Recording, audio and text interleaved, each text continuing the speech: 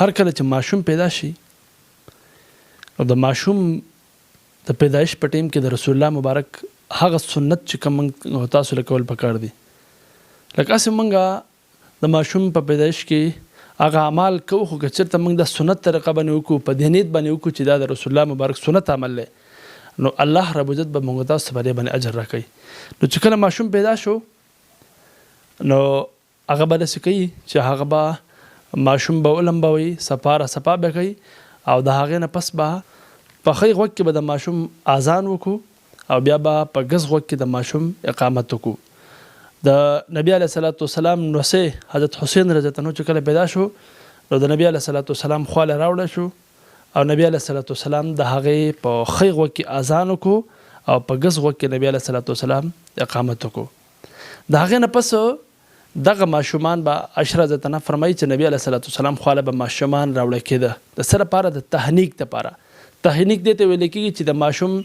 په خوله کې لکه نبی علیه صلوات والسلام به داسې کول چې کجوره یا چواره به نبی علیه صلوات والسلام په خوله کې ووهله و به څه کوله هغه به د ماشوم په خوله کې وهله او بیا به نبی علیه صلوات والسلام د هغې لپاره د خیر او د برکت دعا کوله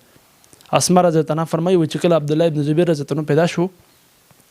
نو ما عبدالله ابن زبیر رضی الله عنه د نبی علیه صلوات والسلام خواله راوستو نبی علیه صلوات والسلام یو خوږ څیز لکه چواره یا کجوره وغیره وغوښتله او نبی علیه صلوات والسلام هغه په خوله کې ووهله او د هغې نه پسې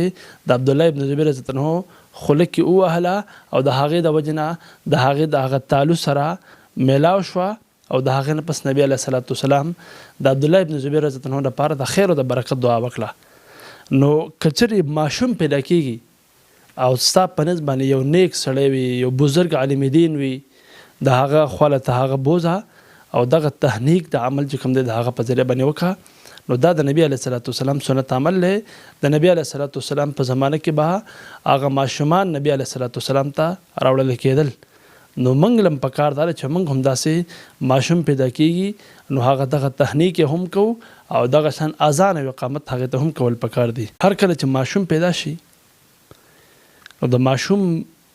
د پیدایش په ټیم کې د رسول الله مبارک هغه سنت چې کوم تاسو له کول پکار دي لکه اسې مونږه د ماشوم په پیدایش کې هغه اعمال کوو خو که چېرته موږ د سنت طریقه باندې وکړو په دې نیت باندې وکړو چې دا د رسول الله مبارک سنت عمل دی نو الله رب عزت به موږ تاسو په دې باندې اجر راکوي نو چې کله ماشوم پیدا شو نو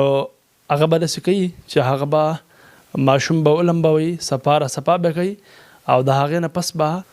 په ښی غوږ کې به د ماشوم اذان وکړو او بیا به په ګس غوږ کې د ماشوم